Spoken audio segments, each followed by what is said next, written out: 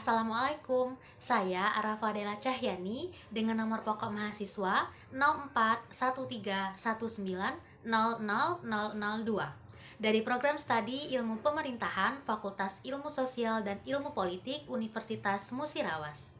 Baiklah, saya akan menyimpulkan dari materi pada mata kuliah pelayanan sektor publik yang dimana dengan dosen pengampu Bapak Dr. Andes Ayub Arfan, Magister Ilmu Sains. Baiklah, marilah kita simak penjelasan berikut ini. Baiklah, dalam pembahasan materi pada mata kuliah pelayanan sektor publik ini, di mana mengenai budaya kerja, birokratis, dan pelayanan publik. Jadi sebelum kita membahas atau mengkaji lebih dalam nih, kita harus tahu dulu nih, apa sih budaya itu? Budaya itu ialah kebiasaan yang dilakukan secara terus-menerus atau dilakukan secara berulang. Jadi budaya kerja di sini ialah kebiasaan. Budaya kerja ini membentuk bagaimana sih sebenarnya kondisi yang diterapkan selama ini di dalam organisasi yang memberikan pelayanan publik tersebut. Kemudian, budaya kerja di sini dapat dipahami menjadi dua bagian, yaitu yang pertama, sikap terhadap pekerjaan, yaitu kesukaan akan kerja dibandingkan kegiatan lain seperti bersantai. Karena di samping itu ia memiliki kegiatan lain, misalnya berdagang yang dinilai atau dianggapnya nih lebih menguntungkan.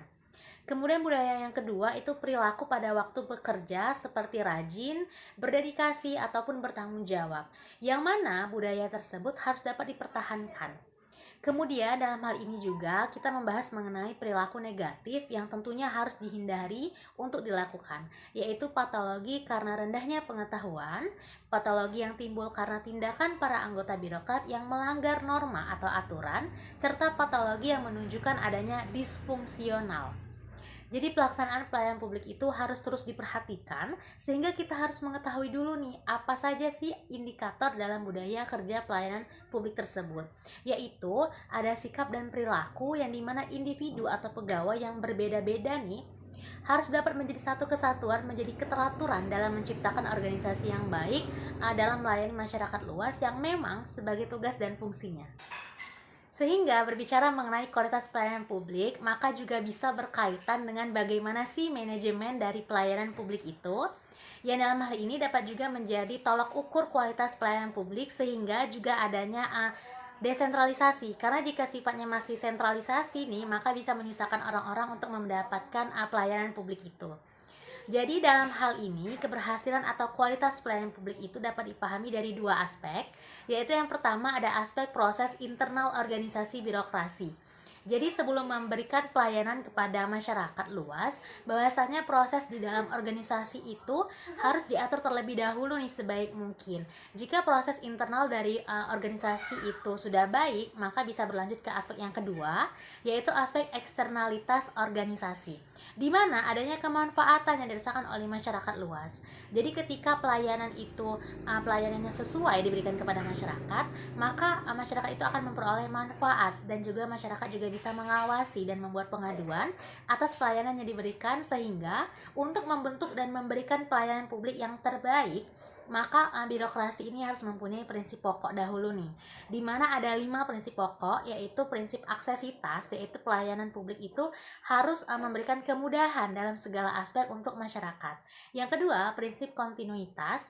Pelayanan publik itu harus mempunyai kejelasan dan kepastian mengenai ketentuan. Kemudian yang ketiga ada prinsip teknikalitas, yaitu memberikan pelayanan itu bukan dilakukan secara sembarang, namun harus pada memang orang yang pada bidangnya. Kemudian yang keempat prinsip profitabilitas, yaitu mengenai keuntungan bukan hanya pada organisasi nih, melainkan pada masyarakat juga harus untung secara adil dan merata. Kemudian prinsip akunitas, jadi semua tindakan pelayanan yang diberikan itu harus bisa dipertanggungjawabkan.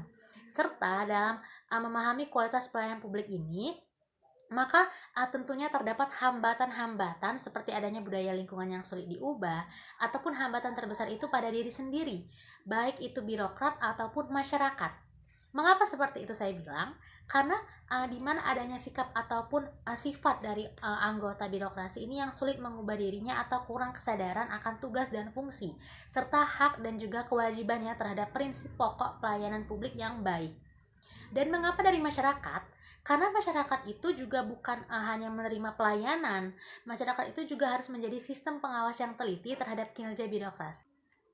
Kemudian membahas mengenai etika pemerintahan, di mana etika pemerintahan itu ialah bagaimana sikap baik buruknya aparat pemerintah dalam menyikapi sesuatu sesuai dengan tugas, fungsi, ataupun kewenangannya. Sehingga fungsi dari etika pemerintahan ini juga agar menjadi pedoman, agar menjadi acuan dan menilai nih, apakah keputusannya ini sudah sesuai ataukah belum. Jadi etika pemerintahan itu dapat mengacu pada kode etik di mana orang itu bekerja dalam sistem pemerintahan, yang dalam hal ini juga dapat menentukan nih bagaimana kondisi di suatu negara. Sehingga ada 5 indikator dalam layanan, di mana yang pertama itu ada tangible, yaitu ada sarana dan prasarana yang mendukung, termasuk tempat seperti gedung ataupun fasilitas lainnya, sehingga layanan yang diberikan ini dapat baik dan memadai nih. Kemudian yang kedua itu ada reliability. Jadi pelayanan publik itu dilakukan oleh orang-orang yang mampu dalam artian cermat. Kemudian yang ketiga itu ada responsiveness. Jadi jika yang memberikan layanan itu dengan rasa ikhlas, maka akan nampak nih sikap baik dan ramah dari aparatur tersebut. Kemudian selanjutnya ada assurance. Jadi dalam memberikan pelayanan, maka harus pasti nih. Dalam hal ini dapat meyakinkan masyarakat bahwa pelayanan yang diberikan itu diatasi oleh orang yang memang pada bidangnya. Kemudian serta indikator yang terakhir itu ada empathy. Jadi seorang aparatur itu harus tegas namun perhatian kepada masyarakat, dan hal itu menjadikan masyarakat tidak segan bertanya ataupun berkomunikasi nih terhadap petugas instansinya.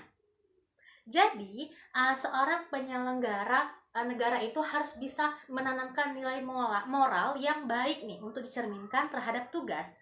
Kenapa harus seperti itu? Jadi ketika seorang penyelenggara negara tersebut memberikan citra yang baik atau etika moral yang baik sesuai dengan pedoman, maka masyarakat ini akan percaya nih terhadap tugas dan kewajiban pemerintahan tersebut. Dan juga membahas terkait citra pemerintahan tersebut, di mana hal ini juga bisa berkaitan dengan kebutuhan terhadap aparatur pemerintah yang transparan dan akuntabilitas. Serta pihak pemerintah juga harus bisa dengan cermat memenuhi tuntutan kebutuhan masyarakat yang terus berkembang pada zaman sekarang ini. Sehingga sangat dibutuhkan nih orang-orang yang benar-benar beretika baik, orang-orang yang benar-benar bermoral baik, sehingga dalam hal ini juga harus adanya hal-hal yang dapat dikatakan sebagai pedoman dalam melaksanakan pelayanan publik tersebut. Yang dimana yang pertama itu ada equality, yaitu seseorang aparatur dalam memberikan pelayanan itu tidak boleh membeda-bedakan nih. Kemudian yang kedua ada equity. Jadi sikap adil itu sangat penting, mengingat masyarakat Indonesia ini adalah masyarakat yang pluralistik, yaitu bermacam-macam atau beragam. Kemudian yang ketiga ada loyalty. Jadi seorang aparatur pemerintah itu harus bisa memberikan loyalitas pekerjaan terbaiknya. Kemudian responsibility, yaitu aparat pemerintah ini harus berani dan siap menerima tanggung jawab atas segala tugasnya. Sehingga hal ini juga perlu memegang prinsip etika pelayanan, yang dimana seperti ada kejujuran, integritas, setia, adil, dan loyalitas serta bertanggung jawab. Jadi etika pelayanan publik ini dimana adanya kebiasaan-kebiasaan yang baik dalam menyelenggarakan pelayanan publik tersebut terhadap masyarakat luas, sehingga kepercayaan masyarakat itu pun dapat meningkat. Dalam mata kuliah pelayanan publik ini juga kita membahas nih mengenai reinventing government atau mewirausahakan birokrasi. Bagaimana sih reinventing government itu? Ini dia.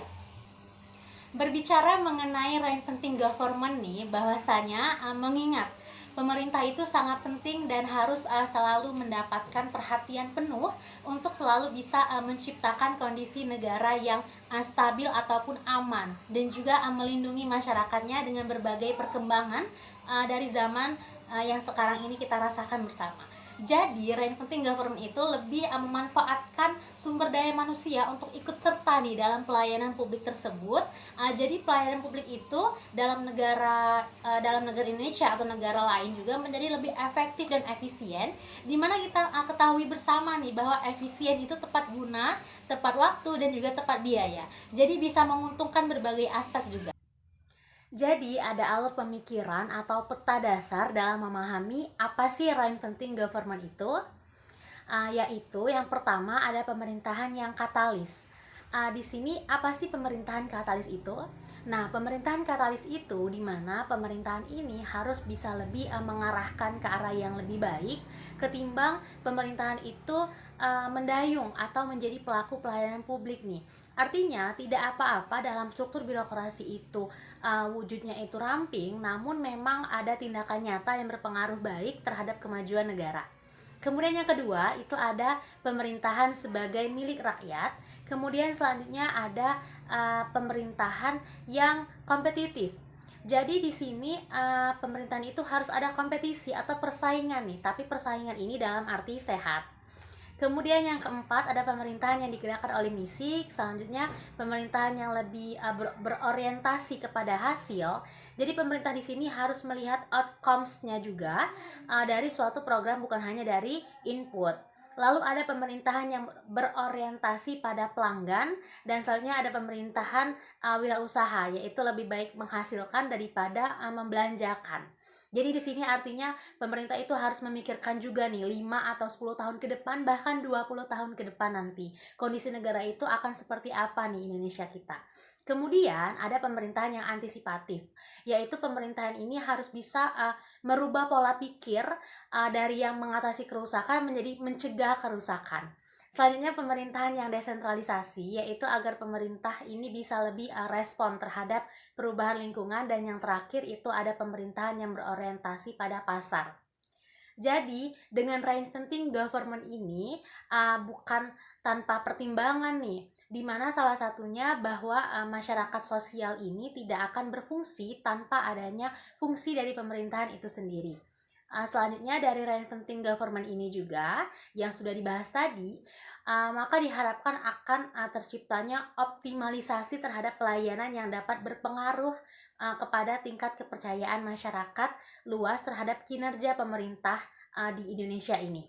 Dalam pelayanan publik yang diharapkan tersebut, maka juga secara otomatis diharapkan patologi-patologi dalam birokrasi memberikan pelayanan publik harus diminimalisir, seperti pungli, korupsi, kolusi, ataupun nepotisme dan juga diskriminasi pelayanan, serta prosedural dan juga bermacam-macam kegiatan yang tidak efektif atau efisien, yang dimana hal ini mengakibatkan terpuruknya pelayanan publik yang dilakukan oleh pemerintahan kita saat ini. Dan dari optimalisasi pemerintahan dalam pelayanan publik tadi, maka dapat juga berkaitan dengan yang namanya good governance, di mana adanya suatu penyelenggaraan manajemen pembangunan yang solid dan juga bertanggung jawab yang sejalan dengan prinsip demokrasi dan pasar yang efisien.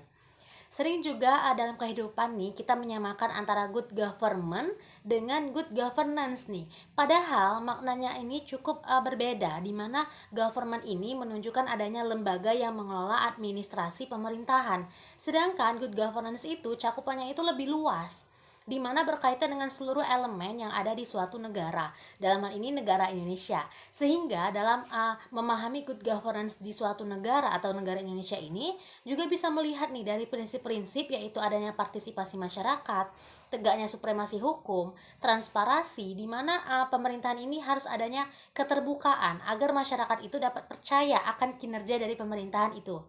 Kemudian ada prinsip yaitu harus peduli terhadap stakeholder, berorientasi pada konsensus dan kesetaraan, dan juga efektivitas dan efisien, dan juga akuntabilitas, yaitu pihak pemerintah itu harus bertanggung jawab atas tugas-tugasnya, serta adanya visi yang strategis yang harus terus diperhatikan untuk masa depan yang terjamin.